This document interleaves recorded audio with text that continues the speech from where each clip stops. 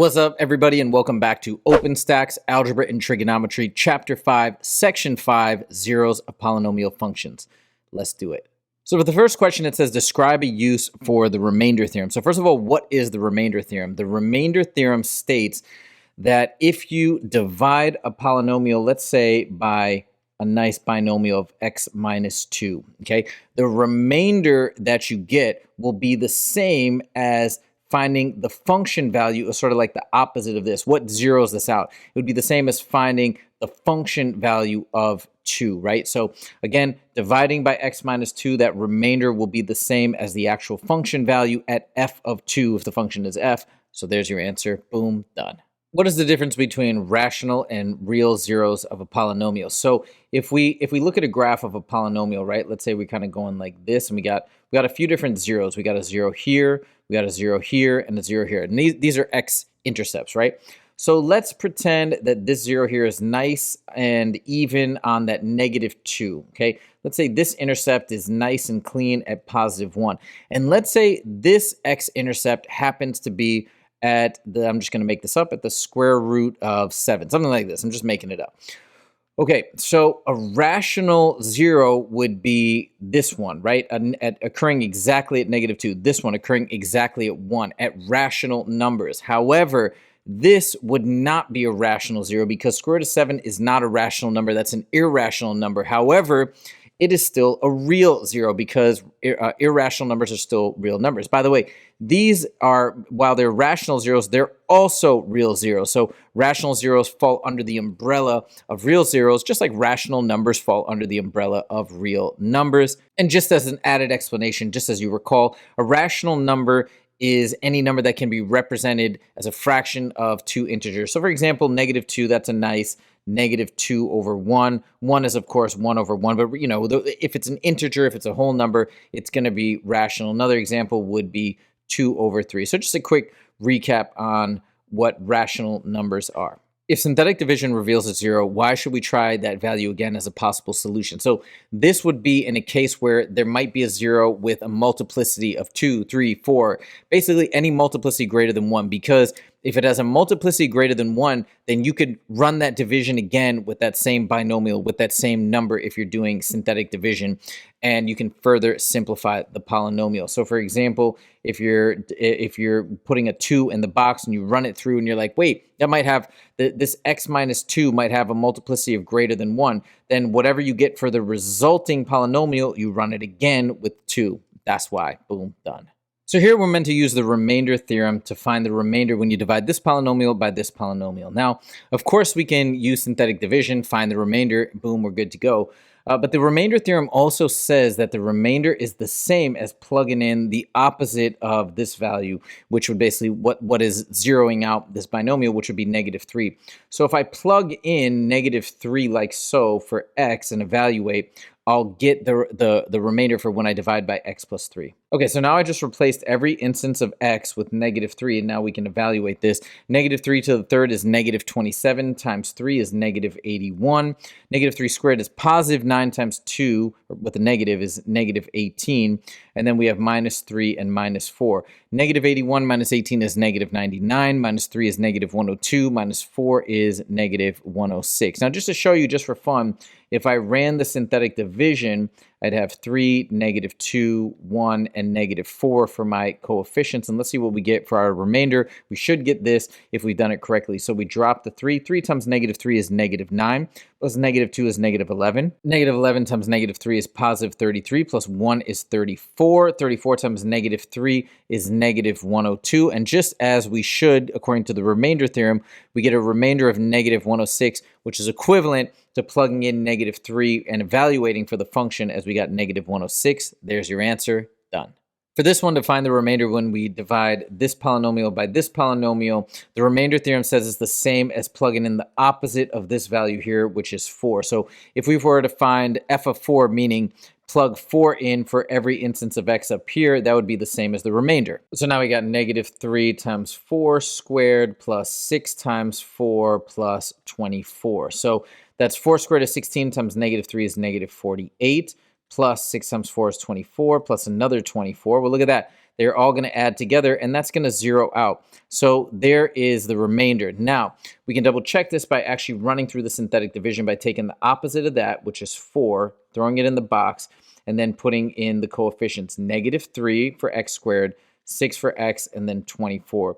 And as we run the synthetic division, let's see what we get. We should get 0. So we drop the -3 times 4 is -12. 6 plus -12 is -6.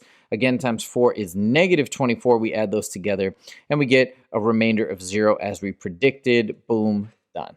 So for this one, to use the remainder theorem to know what the remainder would be, it's the same as plugging 4 into this expression, as if it were a function, right? So it's like f of 4. So what we can do is replace every instance of x, so just 1, with that 4 value. So it's 4 to the 4th minus 1. So 4 to the 4th, 4 squared is 16 times 4 is 64 times 4 again is 256 minus 1 gives 255. Now, just for fun, let's run it through the synthetic division, taking the opposite of that value, which is 4, and then setting it up with the coefficients. So we got 1 for x to the 4th, 0 for x cubed, 0 for x squared, 0 for x. We need those zeros as placeholders, just a reminder. And then -1 at the end, and let's go. 1 drops down. 1 times 4 is 4, plus 0 is 4. 4 times 4 is 16, plus 0 is 16. 16 times 4 is 64, plus 0 is 64. And then 64 times 4 is 256, plus -1 is 255. As we predicted for the remainder, boom, done. For this one, using the remainder theorem to get the remainder, we're going to take the opposite of 2, which is -2, and plug it in for x. So the -2 cubed is -8 times 4 is -32. And then -2 squared is 4 times 5 is 20. -2 times -2 is 4. And then we add 7. So -32 plus 20 is -12. Plus 4 is -8. Plus 7 is -1. So that would be the remainder. Now we're going to double check using the actual synthetic division. So I'm going to plug in the opposite of this into the box, which is -2. And then we're going to set up the coefficients as 4, 5, -2, and 7. And let's do that synthetic division with the aim of hopefully getting -1 as the remainder, because then we'd verify what we had gotten. So we drop the 4. 4 times -2 is -8. -8 times -2 is, I'm sorry, 5 plus -8 is -3. -3 times -2 is 6. 6 plus -2 is 4. Again, 4 times -2 is -8. With, again, a remainder of -1 as we would have predicted. Boom, done. So for this one, we're given this polynomial, and we're given that this is a factor. So what we're going to do is we're going to run it through synthetic division with the opposite of that value, right? If it is indeed a factor, we should get a remainder of 0. So let's go ahead and set that up. And I've got the coefficients going down, right, in descending order of degree. So we got 2, 1x squared, -5x, and +2 as the constant. Now we're going to drop the 2, multiply it by -2, that's -4, add +1, that's -3, times -2 is +6, plus -5 is 1. 1 times -2 is -2, and we do get that nice remainder of 0, which means then what's left over when we divide by x plus 2 or factor it out is we get 2x squared minus 3x plus 1. So now to find the 2 remaining zeros, as we now know that -2 is one of our zeros, to find the 2 remaining zeros, we could run this through synthetic division again, kind of like trial and error, or we could see if this is factorable, right? Because that's how we get the zeros. We factor it, and then we figure out what makes each of these little binomials go to 0, right? That's why -2 works here. So let's see if we can factor it, and we're going to use the star method to do so. And the star method has a over here and here, a times c, 2 times 1 up top, and then the b term -3 down here. Now the question is, what two numbers multiply to the top term and add to the bottom? So multiply to 2, add to -3. That'd be -2 and -1. Then this simplifies, right, just like a fraction. So 2 over 2 becomes 1 over 1, but that's negative on the bottom. So 1 and -1, 2 and -1, these serve as the coefficients. So 1x minus 1, that goes here, but the ordering doesn't matter. And then this one is 2x, that top number goes with the x, minus 1. And if you were to FOIL this out, you'll get 2x squared, -x, -2x, that gives the -3x, and then plus 1. So it is factored correctly. So then now we say, what values are going to zero this out, right? For this, it's going to be 1. And for this one, it's going to be 1/2, right? 1/2 times 2 minus 1 is indeed 0. So those are your 3 zeros. Boom, done. For this one, we're going to start by running this through synthetic division. So again, if x plus 2 is a factor, that means we should get a remainder of 0 when we run the opposite of that, which is -2 through synthetic division. Now we line up the coefficients, 2, 3, going in order, right? 2x cubed, 3x squared, 1x, and then 6 is the constant. So let's go. We drop the 2, multiply by -2, that's -4. Add those together, we get 3 plus -4 is -1. -1 times -2 is 2. Add 1 and 2, we get 3. 3 times -2 is -6. And look at that, we get that nice remainder of 0.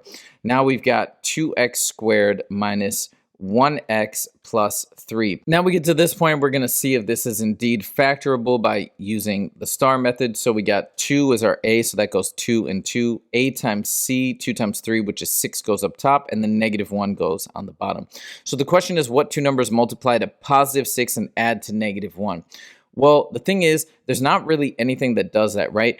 3 and 2 would multiply to 6, add to 5. -3 and -2 would add to -5. So there's not really a combination that's going to multiply to a +6 and give us a difference of 1, or a sum of -1. So this is actually not factorable. So to find the remaining zeros, we're going to have to put this through the quadratic formula. So let's check that out. We get -b, right? This is a, b, and c. We get -b, which is -1, or 1, plus or minus the square root of b squared, that's 1, minus 4 times a, which is 2, times c, which is 3, all over 2 times a, which is 2 times 2, which is 4. Now, if we look at this right off the bat, we're going to get 1 minus 24. 4 times 2 times 3 is 24. That's the square root of a negative number, -23. Well, guess what? That's not going to give us a real 0. That's going to give us an imaginary 0 because we're taking the square root of a negative. So that means there's actually no other real zeros, which means this is the only factor that's going to provide us with a real 0. And the real 0 is going to be the opposite of this, right? Whatever's going to zero that out. So the only real 0 is -2. Boom, done. For this one, we're going to start with this factor and run the 0 of this factor, the opposite of 3, which is -3, through synthetic division. So we've got the coefficients as 1x cubed, 3x squared, 4x, and 12. And let's take it from there. So we drop it down. 1 times -3 is -3. Add those together, that's 0. 0 times -3 is 0. Plus 4 is 4. 4 times -3 is -12. Those two added together is 0. And that's what we want. We got a remainder of 0. That means this is indeed factor. -3 is indeed a 0. But now let's see if we can get another 0. So this becomes 1x squared, 0x plus 4. This, I can tell you right off the bat, is not going to give us with an additional 0. First of all, this is not factorable. It's a sum of squares. Secondly, if we do run it through the quadratic formula, you'll quickly see that the other 0 is going to be imaginary. But you could tell that here because how are we going to square this to get a negative number? It's going to have to be 2i or -2i. So this is not factorable. Running it through the quadratic, you'll see you get an imaginary solution. So there's no other real zeros. So the only real 0 comes from this factor, which means the only real 0 is -3. What zeros that out? -3, boom, done. So for this one, we're going to start by running it through synthetic division, but because this has a leading coefficient, we got to factor that 2 out first. So it's 2 times x plus 5 over 2. And then when we run it through synthetic, we actually run it through the opposite of this, which is -5 over 2. Let's set that up and let's take it away with the coefficients 2, 5, -12, and -30. So we're going to drop the 2 multiplied by -5 halves. That's -5. Add those together. That's 0. 0 times -5 halves is 0, plus -12 is -12. And then -12 times -5 halves is +30, and we get that nice remainder of 0, which is what we wanted because this is indeed meant to be a factor. Then we should have gotten a remainder of 0. So that's cool. And then, by the way, since we factored out a 2, we actually have to still divide these guys by 2 to get our final answer. So that's actually 1, 0, and -6, which means if we were to write this after we divide by 2x plus 5, we get 1x squared, again, 1 degree down from the start, 0x, and then -6. So this is what we got now. Now, this is actually factorable as a difference of squares. And when we factor a difference of squares, right? A perfect square minus usually a perfect square, but it's not a perfect square, but we can still factor it in that same manner, because what do? We take the square root of the x squared, put that first. We take the square root of the second number, which is literally square root of 6, put it here and here, and then we got plus minus. So that's how you'd factor it further. Now, this shows me that a 0 here would be negative rad 6. A 0 here would be positive rad 6. That's going to zero it out. And then last but not least, we have 2x plus 5, or in the factored form here, the 0 here would be this value, that negative 5 over 2. So these are my 3 zeros. Boom, done. So for this one, we're meant to use the rational zeros or rational roots theorem, and that gives us a starting point in terms of what possible rational roots might exist, if there are indeed rational roots or rational zeros. So the way we do that is we take all the factors of this constant at the end, which is 24, right? Which would be 1, 2, 3, 4, 6, 8. It's a lot of factors. 12. And 24, and I think we got them all. And by the way, they're all plus or minus, right? Because it is a negative 24, so you can have positive or negative of all of these. And then we got to look at all the factors of the front number of 2, which is basically just 1 and 2, right? Plus or minus for both. And then what we do to get our list of possible solutions, we take the ratio of all of these top ones divided by all of these bottom ones, which is just 1 and 2, right? So 1, it's just the number itself. 2, it's half of these numbers. And then there's still going to be some overlap. So that gives us a limited subset, but it's still a pretty big subset in terms of what our viable solutions are. So I'm going to kind of jump ahead and imagine, you go through and you run through some of these different numbers, these different possible zeros, and you're like, okay, that one doesn't work because you don't get a remainder of 0 when you run it through synthetic division. You try another, until we get a remainder of 0. So we're going to jump the line a little bit because I do know that 2 is one of the zeros. So we're going to start with 2. Imagine like now we're getting to that guess of, hey, let's try 2. So we're going to run it through 2, and I'm going to show you what happens. So 2 goes in the little box here, and then we got the coefficients 2, 7, negative 10, negative 24. So now this is us verifying that 2 is indeed a 0. So we drop the 2, boom, 2 times 2 is 4, plus 7 is 11, 11 times 2 is 22, plus negative 10 is 12, 12 times 2 is 24, plus negative 24 is 0. Look at that. We got a nice remainder of 0. So that means that it is indeed one of our lucky numbers. Now the cool thing is we can either keep running through synthetic division with other possible zeros, which might take a while. That's one option. But the other thing is, once we have it down to 3 numbers, aka a trinomial, we can go straight to factoring if it's indeed factorable. So this is, of course, 2x squared plus 11x plus 12. Why am I starting with x squared? Because we began with x cubed, right? So I'm dropping down by 1 degree. And then now let's run it through the star method with a, b, and c. Okay, so we got a up here, 2 and 2. We've got a times c, 2 times 12, which is 24 here. And then my b, 11 down here. And then the question is, what 2 numbers multiply to 24 add to 11? Well, that would be 8 and 3. And 2 and 8 simplify like a fraction to become 1 over 4. And now we can factor this as follows. It's 1x plus 4. Top goes with x, bottom goes as a constant. And then we got 2x plus 3. And now we can get the zeros by just saying, what's going to zero this out? Negative 4. What's going to zero this out? Negative 3 over 2. And as I mentioned, we already verified that 2 is another 0. So now we got our 3 zeros, negative 4, negative 3 halves, and 2. Boom, done. So for this one, we're going to start with all of our factors of this last term, which is 80. And then we're going to divide it by all of the factors of the front term, which is, or the coefficient, I should say, which is 1. But that's nice. So we really don't even have to worry about the front term because anything divided by 1 is just itself. So what are the factors of 80? We've got 1, 2, 4, 5, 8, 10, 16, 20, 40, and 80. And all of these are plus minus, okay?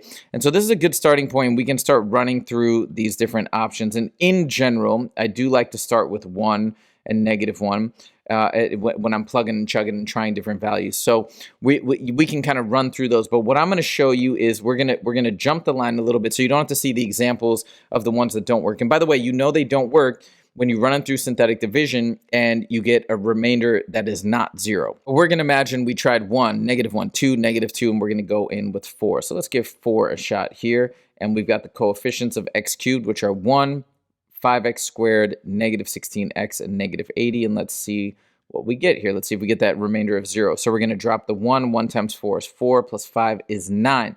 9 times 4 is 36, plus -16 is 20. 20 times 4 is 80, plus -80. Look at that. We get a remainder of 0. And so we know this 4 is one of our zeros. And then look what we have here, the simplified quadratic now, because that's 1x squared, y squared, because we started with cubed. So the remaining trinomial is now dropped by 1 degree, plus 9x plus 20. Again, I could run this through synthetic division again and keep trying to guess different values. But isn't it easier now, since I got a nice quadratic, to see if it's factorable? And this is indeed nicely factorable, because we're looking for two numbers that multiply to 20 and add to 9. That's 4 and 5. So x plus 4 times x plus 5, which means that our zeros are that 4 that we already identified, the what's going to zero this out, which is -4, what's going to zero this out, which is -5. Those are your 3 zeros. Boom, done. So to start with the rational roots theorem, to give us our universe of possible rational roots, we'll take all the factors of the last term of that -15, which are 1, 3, 5, and 15, plus or minus, of course, over all the factors of that leading term, which are 1 and 2. So if we were to write them out, we've of course got 1, 3, 5, and 15, because those are divisible by 1. It's just the numbers as is. And then we also have divided by 2, 1/2, 3 halves, 5 halves, and 15 halves. So these are the values that are possible rational roots, if indeed rational roots exist. So we can kind of say all of these and all of these. So now let's try them and run it through synthetic division. And to know if something is an actual root, we need a remainder of 0 after we carry out the synthetic division. So let's give it a shot. And again, I'm going to kind of jump the line, right? Normally, I'd like to start with 1, -1, 3, -3, work my way through, starting with the whole numbers because those are easier. But we're going to jump straight into 5, and let's see how 5 goes. Now I'm going to lay out the coefficients up here, which is 2x cubed, -3x squared, -32, right, in order of descending degree. And then -15. Now let's run it. We got, drop that 2. 2 times 5 is 10, plus -3 is 7. 7 times 5 is 35, plus -32 is 3. 3 times 5 is 15. Look at this. We got our nice remainder of 0. So we verified that 5 is indeed one of our zeros. And then this leaves us with 2x squared plus 7x plus 3. So at this point, now we got a nice quadratic. We can factor it. Since we got a leading coefficient, we're going to have to use the star method. So again, remembering this is A, B, and C, we got our A terms here and here, which are 2 and 2. A times C, 2 times 3, which is 6 up here. And then that B term of 7 down here. And then we ask what two numbers multiply to +6, add to +7. That's 1 and 6. 2 over 6, we treat that like a fraction, just like 2 over 1, but 2 over 1 we can't reduce. 2 over 6 we can, so we reduce it to 1 over 3. And now we've got our two factors, our two binomials. So now we have, that one becomes 2x, the top goes with the variable, plus 1, that is just a standalone constant. Here we have 1x plus 3. So now we can identify our zeros. We already identified 5, and then we've also got what zeros this out. That's -3. What zeros this out? That's -1/2. So there are the 3 zeros. Boom, done.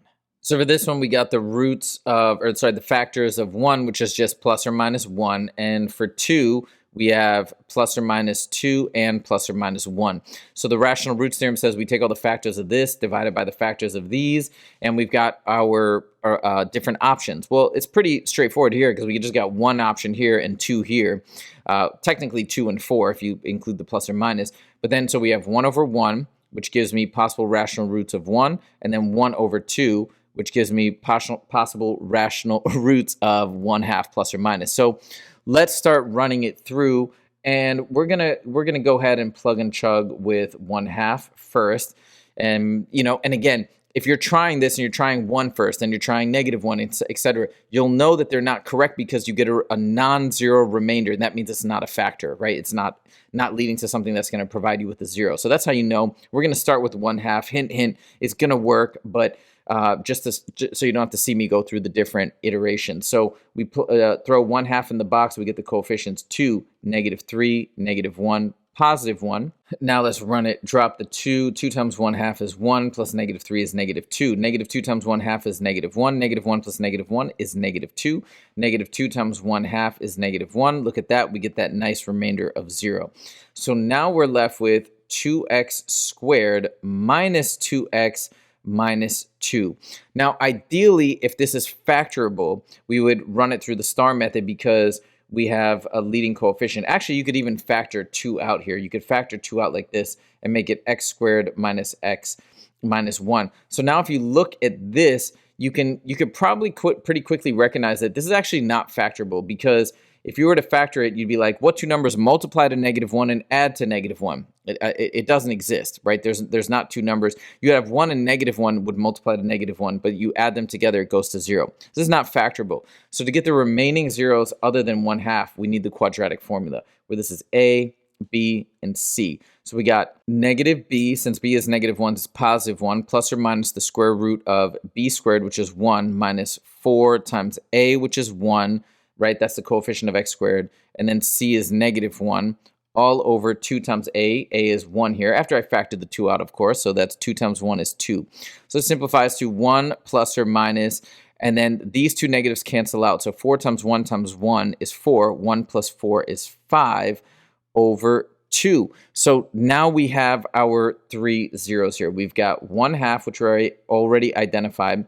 We've got 1 plus square root of 5 over 2. And then we've got, with the minus, that's the plus or minus indicates two solutions, right? Also 1 minus square root of 5 over 2. So here are the 3 zeros. Boom, done. So for this one, starting with the rational roots theorem, we're going to take all the factors of the last constant, which are 1, 3, and 9 plus or minus. And then the first one, which are just 1 and 2 plus or minus. So to take the ratio of all of these over all of these, of course, dividing by 1 just gives the numbers themselves, 1, 3, and 9. And then dividing by 2, we'd also have 1/2, 3/2, and 9/2, plus or minus. And what you would do if you're just kind of trying all of these out, just kind of go through methodically. Maybe try 1, -1, 3, -3, etc. We're going to jump the line and go straight to positive 3/2. And this is going to be one of the zeros, but that'd be the process. And you would know to eliminate incorrect zeros when you get a remainder of anything other than 0, 1, 2, 27, whatever. But this if this is indeed a 0, we should get a nice remainder of 0. So then what we're going to do is we're going to take these coefficients, and we got 2, -5, 9, and -9, and we're going to run it. So we're going to drop the 2, multiply by 3/2, that's positive 3, plus -5 is -2. -2 times 3/2 is -3, plus 9 is 6. 6 times 3/2 is 9 plus -9. Look at that, our nice remainder of 0. So this confirms that 3/2 is indeed a 0. And then we're left with 2x squared minus 2x plus 6. And look at this. You can actually factor out a 2 from this, x squared minus x plus 3. So the first question is this factorable? And it's actually not, because you can tell, like, there's no two numbers that multiply to 3 and add to -1, right? We could have -1 and -3 that adds to -4, +1, +3 that adds to +4. So we need the quadratic. So let's do that. A, B, and C. So -b, so B is -1. So -b is +1, plus or minus the square root of b squared, that's -1 squared, which is 1, minus 4 times a, which is 1, and c, which is 3, all over 2 times a. 2 times a is 1, so 2 times 1 is 2. Now, right off the bat, you see that in the square root, we're getting 1 minus 12. That's going to be a square root of -11. We're taking a square root of a negative. It's immediately no longer a real number. It's now an imaginary number. And we're looking for only real zeros. That means this 0 here from the quadratic is not real, so we don't have to worry about it. We don't have to include it. So there's only one real 0 here, and that is 3 over 2. Boom, done. For this one, to get our universe of rational roots, we're going to take all the factors of this divided by all the factors of that coefficient in the front, which is 1. But since it's 1, we don't really have to worry about it, right? Anything divided by 1 is just itself. So let's just list out the factors of 12.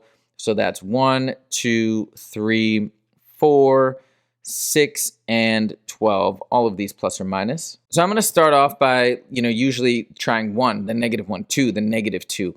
And just to save you some of the time of me like trying incorrect solutions, we're going to go straight to one that I know is correct, which is -1.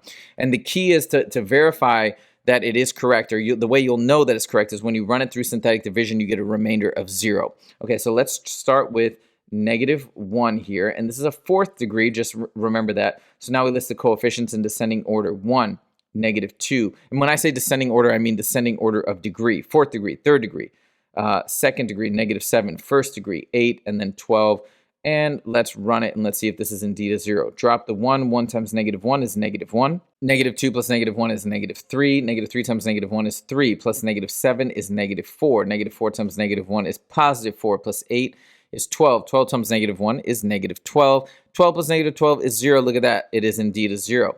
Now, at this point, you might want to say, okay, I'll take this now and factor it. But look, this is no longer a quadratic. This is going to be a 3rd degree because we started with 4th degree. So we actually, at this point, want to at least run it through synthetic at least one more time to see if we can guess another 0. So again, we have these different possibilities: 1, -1, 2, -2, etc., etc. So we would go through and try with the remaining 4, right? You don't have to run it through the original again. You want to run it through what you have left now. So let's just roll with 2. And let's see what we get. Let's see if we've gotten lucky and hit another 0. So we're going to drop a 1. 1 times 2 is 2, plus -3 is -1. -1 times 2 is -2. -4 plus -2 is -6. -6 times 2 is -12. And look at this. We end with 0. So I did, and again, I knew 2 was going to work, but we did stumble upon another 0, which is 2. So now I got -1 and 2. Again, if it wasn't a 0, you wouldn't get a 0 here as the remainder. So now we got 2, and now we've got a quadratic, right? Because we started at the 4th, this gave us down to the 3rd, now this is down to the 2nd power. So that's 1x squared minus x minus 6. Now, once we have it in this position, what we can do is we can factor, and this is definitely factorable because we're looking at two numbers that multiply to -6 and add to -1. And as we write that out, it's going to be -3 and +2, right? That multiplies to -6, adds to -1. So then this gives us our final two zeros, right? What's going to zero that out? 3. What's going to zero this out? -2. And then we already identified two other zeros, -1 and +2. There are your 4 zeros. Boom, done. For this one, we got possible zeros from the factors of 6 over the factors of 4. So let's write that out. So we can make all the possible rational roots as 1, 2, 3, and 6 over 1, right? So that's just 1, 2, 3, and 6. 1, 2, 3, and 6 over 2. So 1/2, 1, 3 over 2, and 3. A little bit of overlap there, as you can see. And then 1, 2, 3, and 6 over 4. So 1/4, 2/4, which again is 1/2, 3/4, and 6/4, which is again 3/2. So there's the kind of list. I'm not going to write all of those out, but that's your universe of potential rational roots. And so hopefully some of those will work. What I'm going to jump ahead to is, and when you're testing these, you might start with 1, then -1, then 2, then -2. So let's jump right in the mix with 2, because 2 is actually, I know it is a 0. So I'm going to show you what it looks like when you do finally land upon a 0 that is correct. And remember, if it's incorrect, you'll see from synthetic division, you'll get a non-zero remainder, 1, 2, 7, whatever. So now let's lay out the coefficients. We've got in descending order of degree. So we got 4, 4x cubed, then -25x squared, -1, and then +6 at the end. So now let's run it. Let's see if it's a 0. Drop the 4. 4 times 2 is 8. 8 plus 4 is 12. 12 times 2 is 24. 24 plus -25 is -1.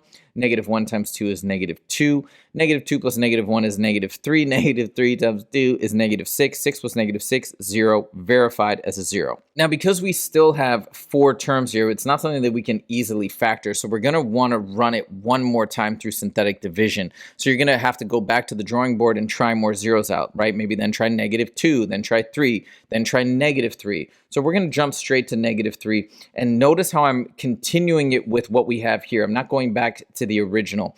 So let's run -3, and we drop the 4, multiply by -3, that's -12. Add those together, that's 0. 0 times -3 is 0, plus -1 is -1. -1 times -3 is +3, plus -3 is 0. We found another 0. Now we're down to 3 terms. This is a quadratic. This first one goes with 4x squared. Since we ran synthetic twice, we're dropping 2 degrees from the fourth. 0x, and then -1.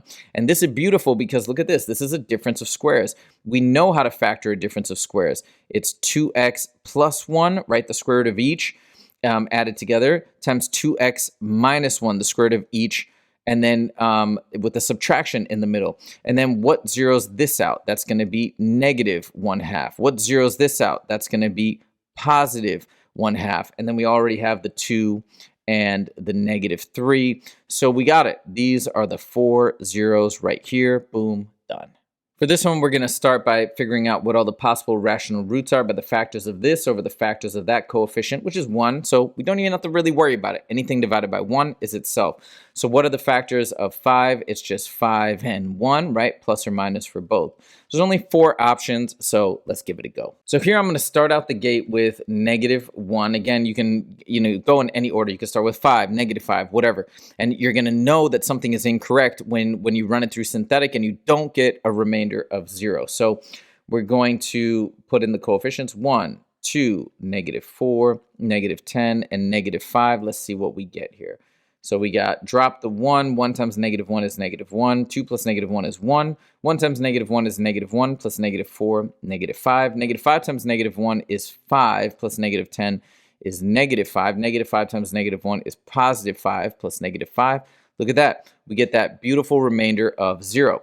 Now we have 1, 1, -5, -5. So we still have 4 terms. It's not really at a point where we can factor this easily. So we're going to want to run it again. Now in previous examples, we've moved on. We've tried other zeros. We've tried go on to maybe 1, 5, -5, etc. But this is an interesting one where -1 is actually a double root. So in some cases, like you might exhaust and run through the remainder and be like, wait, nothing else worked. But in some cases, if it's a double root, it means you can run it again, divide again by -1 and see if that actually works. And it might, so let's check it out. Drop the 1, we get 1 times -1 is -1. -1 plus 1 is 0. 0 times -1 is 0. -5 plus 0 is -5. -5 times -1 is 5. Add these together. Look at that. It works.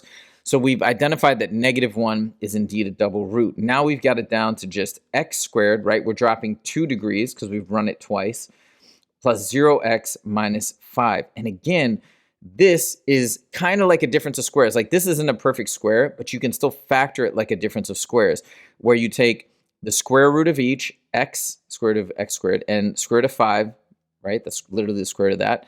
And you put that in both, and then one's plus and one's minus. Boom. So now we see that what's going to zero this out? -rad5. What's going to zero this out?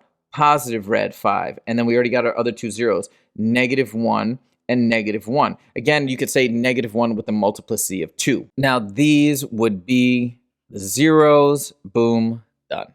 For this one, I believe they meant to set it equal to 0, so let's do that. And then now it's similar to the other problems in this section. And now we're going to again start with all the factors of 6 over the factors of 8. So let's write those out. So we got the factors of 6 are 1, 2, 3, and 6, plus or minus factors of 8 are 1, 2, 4, and 8. So of course we have 1, 2, 3, and 6 divided by 1, just those numbers as is, plus 1/2, 2 over 2, 3 over 2, 6 over 2, down the line, all these different variations. There's a lot of possible rational roots. So you're going to want to go through the line and kind of test these out as you go through and run it through synthetic division. You get a remainder that's not 0. You can omit it. It's not a 0 until you hit that nice remainder of 0. So we're going to go ahead and start off the bat with, as I mentioned, right? 1 over 2. That's one of the possibilities, and negative 1 over 2. So we're going to start with negative 1 over 2. The reason why is because I know that this is a 0, so I'm going to spare you watching me kind of test 1, negative 1, 2, negative 2, and failing, right? We'll go straight to 1 where we know it's going to work, and we're going to write out synthetic division with those coefficients. We got 8, 26, 39, 26, and 6. Big numbers here. Okay, let's go. Drop the 8 times negative 1/2 is negative 4, plus 26 is 22, times negative 1/2 is negative 11, plus 39 is, what is that, 28, right? 28 times negative 1/2 is negative 14, plus 26 is positive 12, times negative 1/2 is negative 6. Look at that. We get a nice 0 remainder, so this is indeed a 0, negative 1/2. Now, again, we have 4 terms, so I'd love to run it again. So we're going to have to test another 0, and in this case, right, another possible 0 is 3 over 4. And in fact, we're going to take the negative version of that, negative 3/4. We're going to run it through these remaining 4 constants, and let's see if this works. So we're going to drop the 8. 8 times negative 3/4 is negative 6, plus 22 is positive 16, times negative 3/4 is negative 12, plus 28 is positive 16 again. 16 times negative 3/4 is negative 12. And look at that. We get another 0. Boom. And now we're down to a quadratic of 8x squared plus 16x plus 16. And I know that because we started with a 4th degree, we divided twice. So now we're down 2 degrees to x squared. So now I'm going to factor out the 8. And we've got this nice trinomial in here. And the question is it factorable? Well, I'll say it's not, because there's no 2 numbers that multiply to 2 and as well as add to 2, right? You'd have 1 and 2 positive, that add to 3, negative 1 and negative 2, that would add to negative 3. So we have to use the quadratic formula. So let's run it with this being A, B, and C. So we've got negative B, which is negative 2, plus or minus the square root of B squared, which is 4, 2 squared, minus 4 times A, which is 1, times C, which is 2. Well, look at that. It's 4 minus 4 times 2, which is 8. 4 minus 8 is negative 4. So that means we're getting a square root of a negative. By the way, it's over 2A. I'll still also write that out here. But the main thing is, because we're taking a square root of a negative, this is not a real 0. This is not a real solution. This is an imaginary solution, which we're not including. We're only including the real solutions. So our real solutions are found up here as negative 1/2 and negative 3/4. Those are the winners. Done. So for this one, we're going to start by finding the rational solutions first, or thinking of our possible potential rational solutions by taking the factors of 26 over the factors of 1. Well, since it's 1, it's just the factors of 26. So we got 1, 2, 13, and 26, all plus or minus. And now that we have this, we're going to just run it through synthetic and look for the first one where we get a 0. So we would try 1 first, then maybe negative 1, then 2 first. So again, when you try those and you get non-zero remainders, you can exclude them. So let's skip the line and let's go straight into 2. And we got the coefficients. X cubed is 1, negative 8x squared, 25x. And negative 26 here at the end. And as we run it, we drop the 1 times 2 is 2, plus negative 8 is negative 6, times 2 is negative 12, plus 25 is 13, times 2 is 26. Look at that. We get that nice remainder of 0. And we're left with x squared minus 6x plus 13. So if we could factor this, that'd be fantastic. But this is definitely not factorable. There's no 2 numbers that multiply to 13 and add to negative 6. As such, we have to run it with the quadratic formula, and we've got A, B, and C, so let's give it a shot. B is negative 6, so negative B is positive 6, plus or minus the square root of B squared. Negative 6 squared is 36, minus 4. A is 1, and C is 13, all over 2 times A. A is 1, so 2 times A is 2. Now, this becomes 4 times 13 is 52, so 36 minus 52 is actually negative 16, okay? So negative 16. Now, in previous questions, I'll be like, okay, negative under the radical, we're out. It's not a real solution. But here, they said we also want the complex solutions, meaning using potentially imaginary numbers. So the square root of a negative 16, right, the way that I approach it is I first take the square root of negative 1, because it's negative 1 times 16. The square root of negative 1 is I. Then I take the square root of the 16, and that's 4. Or you could write it as 4i is usually how it's written. And then we're still dividing by 2. And then I can simplify this by dividing everything by 2. And then now I've got 3 plus 2i over 1. And then I've also got 3 minus 2i over 1, right? Dividing this and this and this by 2. So the denominator just kind of goes away because it becomes 1. So those are my two imaginary solutions. Then we have the last real solution, which is 2. So here we go. 3 solutions, boom, done. For this one, we're going to start by listing out all the factors of 10 divided by all the factors of 3. So 10, it's 1, 2, 5, and 10. For 3, it's just 1 and 3. All of these plus or minus. So everything divided by 1 is just itself, 1, 2, 5, and 10. Everything divided by 3 would then be 1/3, 2/3, 5/3, and 10/3. So these are all the possible rational roots, and now we're going to test them out. So you might be like 1, -1, 2, -2, and you're going to see that you don't get remainders of zeros, not until we jump ahead to -2/3. So let's give that a shot here. We're going to plug and chug, and let's see if we get that nice remainder of 0. Let's do synthetic division. So I got the coefficients 3, -4, 11, +10, like so, and then let's drop it. 3 times -2/3 is -2, plus -4 is -6, times -2/3 is 4, plus 11 is 15, times -2/3 is -10, plus 10 is 0. And then now we're left with this nice quadratic of 3x squared minus 6x plus 15. And you might notice you can factor out a 3 of all of this. Let's do that here. So we got x squared minus 2x plus 5. Now, this is not factorable because there's no numbers that multiply to 5 and add to -2. So we're going to have to run it with the quadratic formula. So we got a, b, and c. So we got -b, which is +2, plus or minus the square root of b squared. -2 squared is 4, minus 4, a is 1, and c is 5, all over 2a. 2 times 1 is 2. So it becomes 2 plus or minus 4 minus 20. 4 times 1 times 5 is 20. So 4 minus 20 is -16 over 2. Now, this is going to give an imaginary solution, but they said all solutions, complex and otherwise. So that's fine. So what is the square root of -16? Well, the square root of a negative is I. The square root of 16 is 4. So that becomes 2 plus or minus 4i over 2. And then we can divide everything by 2, right? So my solutions are 1 plus 2i, 1 minus 2i, and then that -2/3 that we are already identified as our real solution. Boom, done. For this one, we got all the roots of, factors of 17, 1, and 17, plus or minus, divided by all the possible factors of 2, which are 1 and 2.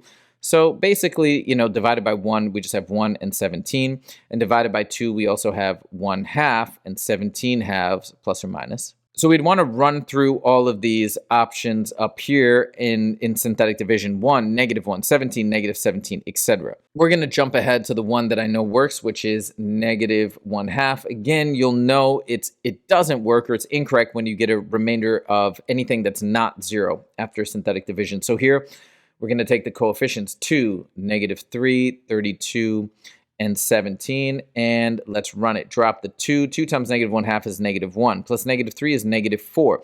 -4 times -1/2 is 2. 32 plus 2 is 34. 34 times -1/2 is -17. Look at that. Add these together. We get that nice remainder of 0. And now we're left with 2x squared minus 4x plus 34. We can factor a 2 out, and we get x squared minus 2x plus 17. Now, right off the bat, I can tell this is not factorable. There are no two numbers that multiply to +17 and add to -2, right? That you basically have -1 and -17 would add to -18, +1, +17. Just doesn't work. So we're going to do the quadratic formula with a, b, and c. So we got -b, -2, which is 2, plus or minus the square root of b squared, -2 squared, which is 4, minus 4 times a, which is 1, times c, which is 17, all over 2a. 2 times 1 is 2. So 4 times 17 is 68. 4 minus 68 is -64 divided by 2. And the nice thing is that the square root of 64 is 8. -64 is just 8, right? But then also the square root of -1, which is I. So look how nice this is. And then last but not least, we can divide everything by 2. So we got 1 plus 4i, right? 8 divided by 2 is 4. 1 minus 4i, that's taken into account that plus or minus. And then last but not least, that negative 1/2 that we already identified. Boom, done. So for this one, we're going to use Descartes' rule of signs to determine the possible number of positive and negative real roots. So to determine the number of positive real roots, we take the number of sign changes as we see. So right now we're going from positive to negative. That's one sign change. That's still negative. So it's only one sign change. So there can be at most one positive real root. Now, there could also be less than that by an even integer down. So what do I mean? If we dropped it by 2 is the smallest even integer, right? So 2 less than 1 would be -1. We can't have -1 as a count. So there has to be one positive real solution. Now, to find the number of negatives, what we're going to do is we're going to plug in negative x for all the instances of x and see what we get there. So then we have still positive x to the fourth. Then we still have negative x squared is still x squared, so it's a minus x squared. And then that -1 stays. It's pretty much the exact same thing. And we see that we get positive to negative to negative. So the only sign change is happening between these two terms. So that means there's one negative real solution. Since this is to the fourth degree, it's going to have four zeros total, which means the other two must be imaginary. Now let's look at the graph. So when we look at the graph, we see that that is indeed correct. There's one negative real solution. We got one positive real solution, and then that's it. That's the only other. And when I say solution, sorry, what I mean is zeros. We got one negative real 0, one positive real 0, and then we don't have anything else. So the other two, like I mentioned, must be imaginary. So there's your confirmation. That's how you do it. Boom, done. For 49, using Descartes' rule of signs to first find the number of positive roots, I see going from positive to negative, that's one sign change. Going back to positive, that's 2. Going back to negative, that's 3. So we can have as many as 3 positive real roots, real zeros, but you can also go down by an even integer, aka 2, and you could also have 1. So we could either have 3 or 1. Now, when it comes to the negative, we have to start by plugging in negative x into all the x's. So negative x cubed is literally negative x cubed. Negative x squared becomes positive x squared, so that one doesn't change. Negative x becomes negative x, and then -1 like so.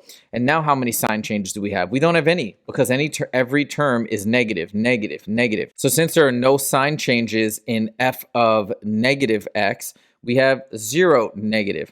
And it's either 3 or 1. So if we have 3 positive real zeros, then we're going to have no imaginary. If we have 1, then we're going to have 2 imaginary, right? And that makes sense because the imaginary zeros always come in pairs.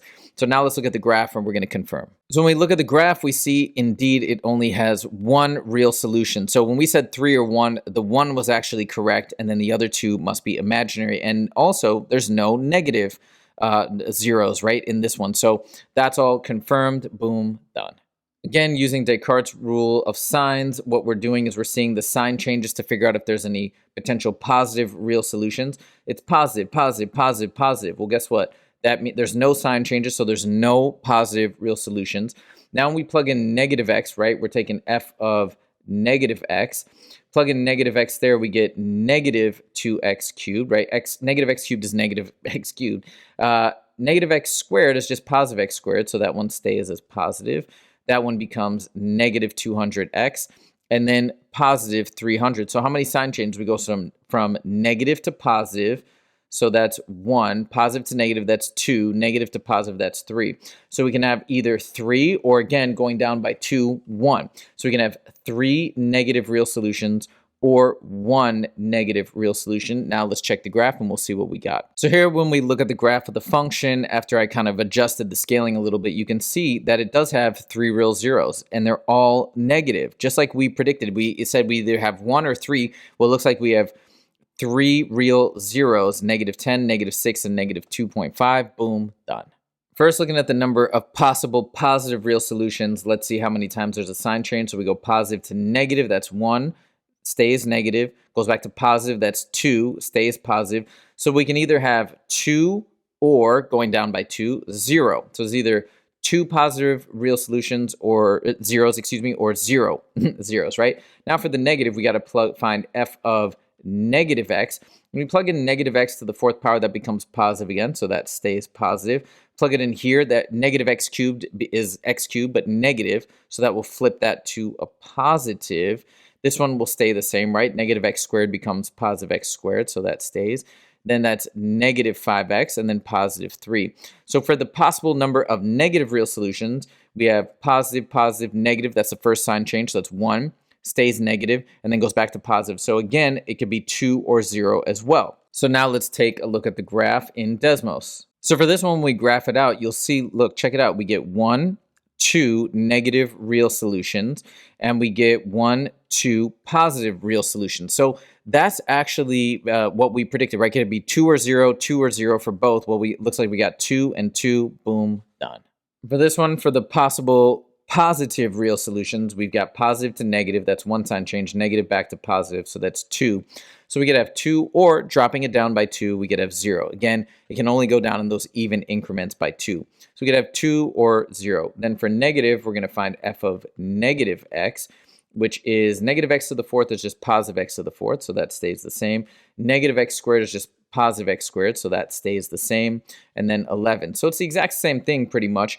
And then we've got one sign change, two sign changes, so we have 2 or 0. Now let's graph it and let's check it out. So for this one, here's the graph. And if you first look at it, you're like, wait a minute, is there only one negative solution and one positive solution? But if you zoom in a little bit closer, you see that we actually have 2 negatives, like we predicted, right? 2 negative real solutions. So we've got 2.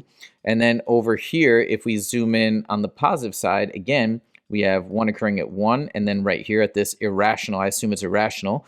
But we got still 2 positive real zeros occurring here as well, right? So there we have the 2 and 2 for each positive and negative is indeed verified. Boom, done. So here we're going to list all possible rational roots by, again, using our factors of the last constant divided by all the factors of the first coefficient. So 5 and 1, those are the factors of 5, plus or minus. And for 2, it's plus or minus 1 and plus or minus 2. So you have to take all possible fractions of these over these. Well, of course, 5 over 1 is just 5, plus or minus. 1 over 1 is just 1, plus or minus. And then we got to do 5 over 2, which is 5 over 2, plus or minus. And then we got 1 over 2, plus or minus. And so here it is. We've got in total 8 because of the plus or minuses. 5, negative 5, 1, negative 1, 5 halves, negative 5 halves, 1 half, negative 1 half. Boom, done. For this one, to list out all the possible rational roots, we take all the factors of 1 divided by all the factors of 6. So 1 is nice because it's just plus or minus 1. For 6, it's 1, 2, 3, and 6, and all plus or minus. So if we're taking fractions of all of these, it's 1 over 1, which is 1. Then we got 1 over 2, 1 over 3, and 1 over 6. All of these are plus minus, and that's it. Boom, done. So for this one, we're meant to use a graphing calculator to solve for all the zeros, so we're going to graph it now. So here we got the graph of this polynomial, and we can see those zeros are literally where it hits the x-axis. We got one that looks like negative 1/3, 0.5, and 1. So we got negative 1/3, 0.5, which I'll write as 1/2, and then 1. Those are the 3 zeros. Boom, done. For this one, we're going to go ahead and graph it and see what it looks like, and then we'll identify the zeros from the graph. So here's our graph, and we can clearly see we got a 0 here at negative 1.5, 0.25, and 2. I'll just write them in fraction format. So negative 3 halves, 1/4, and 2. So let's write them out. Negative 3 halves, 1/4, and 2 are the zeros. Boom, done. For this one, let's go ahead and graph it out in Desmos. So now as we look at the graph, we see that it seems to only hit the x-axis in one spot, which is right here at 1.25, which is also the same as 5/4. So we only apparently have one real zero here, and we'll put that in as 5 over 4. Boom, done. So for this one, we're starting off with these real roots with these varying multiplicities, and we've also got this different coordinate. We know that when you plug 2 into the polynomial, you should get 4. So let's check this out. What does that mean? If it's got a root of negative 1, that means x minus negative 1 is going to be one of the factors. And by the way, that double negative, of course, turns into a plus. Now, when it says there's a multiplicity of 2, that means this is occurring 2 times, aka squared. And then what about with 1, that's just x minus 1. So this would be sufficient, except for we also have to take into account that when we plug in 2, we're supposed to get 4. Right now, when I plug in 2, I get 2 plus 1, which is 3, squared is 9, times 2 minus 1, which is 1. So we get 9, not 4. So there's got to be some coefficient, some constant, such that this gives us the correct output when we plug in 2. So how do we figure out what a is? Well, now let's plug 2 in for x and 4 in for the function. So we got 4 equals a times 2 plus 1 squared. Oops, sorry, that's wrong way, parentheses. And then times 2 minus 1 like so. So 2 plus 1, as I already mentioned, is 3. 3 squared is 9. So we get a times 9 times 2 minus 1 is 1. Equals 4. 9 times 1 is, of course, 9. To isolate a, we divide by that, and a equals 4 over 9. So now, if I know that a equals 4 over 9, we've got our polynomial. Last step, we're just going to simplify it. So x plus 1 squared is really x squared plus x, which is 2x plus 1. And then we can still simplify it by multiplying it by that x minus 1. So let's do that now. Let's just FOIL it out nicely. X squared times x is x cubed. X squared times negative 1 is negative x squared. 2x times x is 2x squared. 2x times negative 1 is negative 2x. 1 times x is x. 1 times negative 1 is negative 1. As we combine like terms with these two and these two, we end up with x cubed plus 1x squared. Negative 2x plus x is negative x, and then minus 1. And don't forget, we still have that a in the front. Now, we could distribute it, but we can also leave it here. And this is how they present it in the back of the book. So I'm going to leave it like this. And then now we've got our nice polynomial function, third degree, boom, done. So here we've got 3 different roots that they're giving us, negative 1/2, 0, and 1/2. And then we also know that when we plug negative 2 in, we get 6. So if I know that negative 1/2 is a root, I know that 2x plus 1 is one of the factors, right? Because negative 1/2 times 2 is negative 1, plus 1 is 0. That zeroes it out, so that's a viable root. Here, positive 1/2, it's 2x minus 1, right? You plug 1/2 in, that zeroes it out. And then what about just a 0? Well, that means there's just another rogue x chilling there, because you plug 0 into this, it will zero everything out. And then last but not least, there's some a term that we don't know, right? And we have to figure that out using the one known relationship that when we plug in negative 2, we get 6. So now let's see what a is. So I'm going to plug in 6 for the function value when x is negative 2. So then negative 2 times 2 is negative 4 plus 1. Negative 2 times 2 is negative 4 minus 1. So let's solve for a. So this becomes negative 3. This becomes negative 5. Negative 5 times negative 3 is 15 times 2 is negative 30. So we have negative 30a. Divided by negative 30, a equals 6 over negative 30, which reduces to negative 1/5. So now to simplify this out, let's go ahead and FOIL this guy. And you see that's a nice difference of squares. So it becomes 4x squared minus 2x plus 2x, they cancel out, and then minus 1. And then we still got the x on the outside, distributed in. We got 4x cubed minus x. And then we still have this a term on the outside, which is that negative 1/5. So here is our function, boom, done. So for this one, we're given the dimensions of a box, aka a rectangular prism. And it's saying if the width is x, the length is twice as long, and then the height is 2 inches greater, meaning the height is the width plus 2. And then it says the volume is 192, and we want to find the dimensions of the box. Well, first of all, let's get a nice equation. We know volume equals length times width times height. So in this case, the volume of 192 equals length times width times height, those 3 dimensions. Now, as we multiply this out and simplify, we get 2x squared, that's what that is, times x plus 2. Distribute. So then we have 2x cubed plus 4x squared equals 192. Then we're going to subtract. We got 0 equals 2x cubed plus 4x squared minus 192. So now as we're trying to figure out the potential rational roots, we got a bunch because we got so many factors of 192. We got 1, 2, 4, et cetera, right? There's just a bunch. And then it's all going to be divided over the different factors of 2, which are 1 and 2. So we got many to choose from. So you're going to run through these in synthetic division. I'm going to jump the line and go right ahead to 4. But again, you'll know it's incorrect when you run it through synthetic and you don't get a remainder of 0. So let's set it up with 4, and we got 2x cubed, 4x squared, 0x. You got to include that 0, otherwise it will be incorrect, and then negative 192. So now let's run it. We drop the 2. 2 times 4 is 8. 8 plus 4 is 12. Times 4 is 48. 0 plus 48 is 48. And then 48 times 4, that's 160 plus 32 is 192. Those add up to get 0. So look at that. We got our nice remainder of 0, which means 4 is legit. So now I know that 4 is legit. 4 is a solution for x, right? So if x is 4, that means that, and that was the width, right? So the width is 4. The length, it said, is double the width, which is 8. And then the height is the width plus 2, x plus 2, which is 4 plus 2, which is 6. So here are the dimensions, 4 by 8 by 6 inches, of course. Boom, and done. For this one, we're talking again about a rectangular prism, aka a box. So let's draw that out. We always want to have a nice diagram. And it says the length is 1 more inch than the width. So if we have the width is x, the length would be x plus 1. And then, which is 1 more inch than the height. The length is 1 more inch than the width, and the width is 1 more inch than the height is what I think it's saying, which means the height is x minus 1.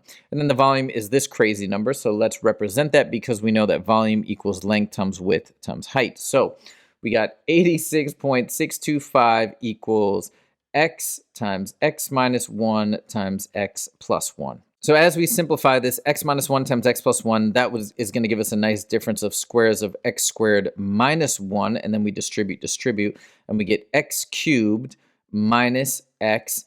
And then if we subtract by 86.625, we've got this nice expression or polynomial set equal to 0. So now we can solve this, and we can, again, solve this typically by using synthetic division. But here it's a little weird because we've got this crazy decimal number. So instead, what I'm going to do is I'm going to leverage a graphing calculator. I'm going to actually graph this polynomial out, and we're going to look to see where it equals 0. That's essentially the same as solving for this set to 0. So when we graph this polynomial out, we can see that, look at that, we got that nice 0 at 4.5, which means x equals 4.5. So if we go back to this, if we've got the width then is x, that's our 4.5.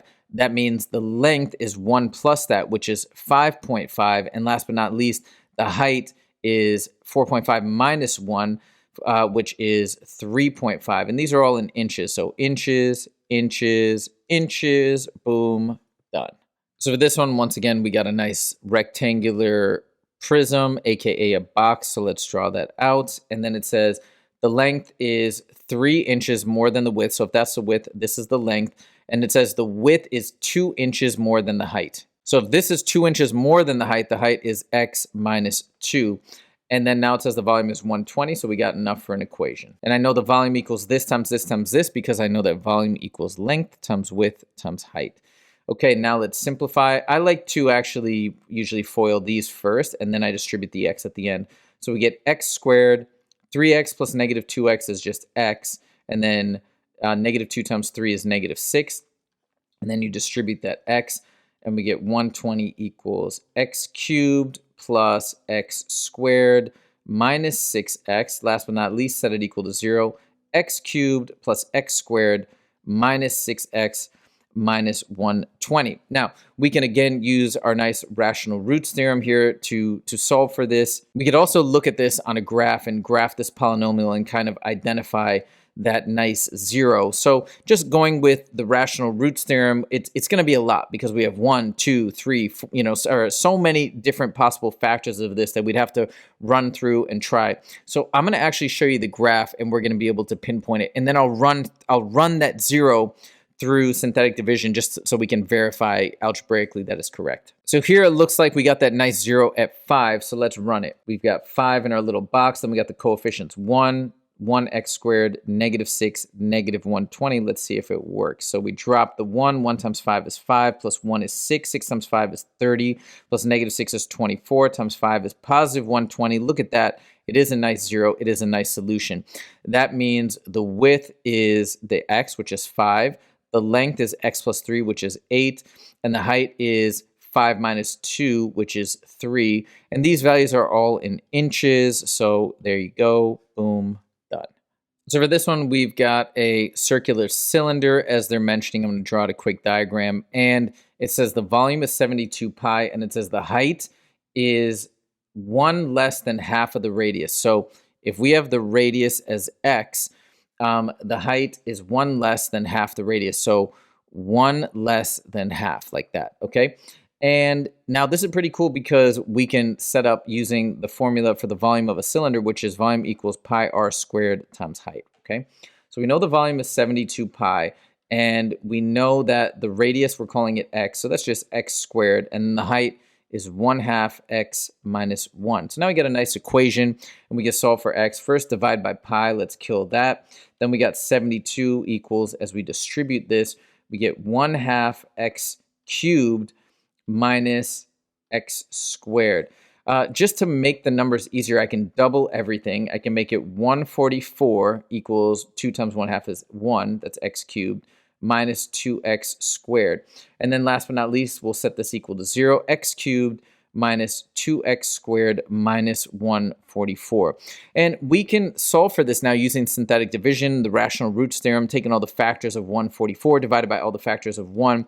That's a lot of work to do because there's many factors that you'll run through with trial and error. So I'm going to actually show you on the graph how we can identify the correct value and shortcut it a little bit, but I'll still run it through synthetic division just so you can see. So as we plug this in, we can see that we have a 0 right at 6. So again, that's one of the factors of 144. So let's just pretend we're jumping straight in and we're trying 6.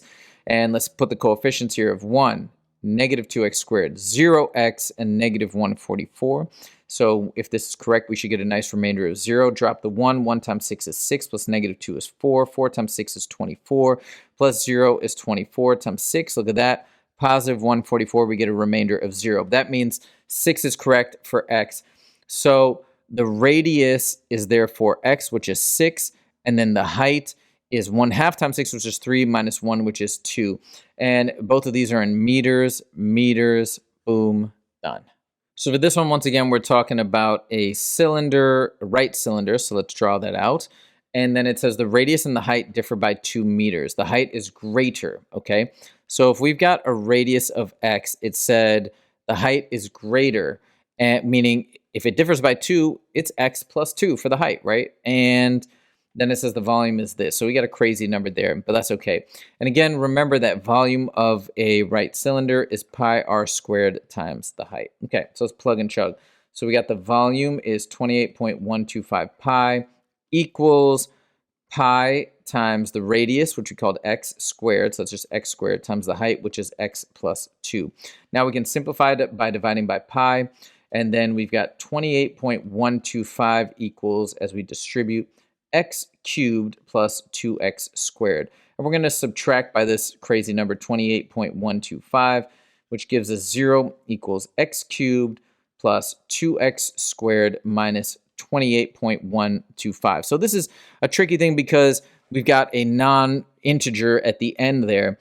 So what I'm going to do is I'm going to straight up plug this in as a polynomial into Desmos, and we're going to see where it hits the x-axis to find that 0, to aka find that solution for x. So now that we got this graphed out, we see that we've got a nice 0 at 2.5. So let's run it back here.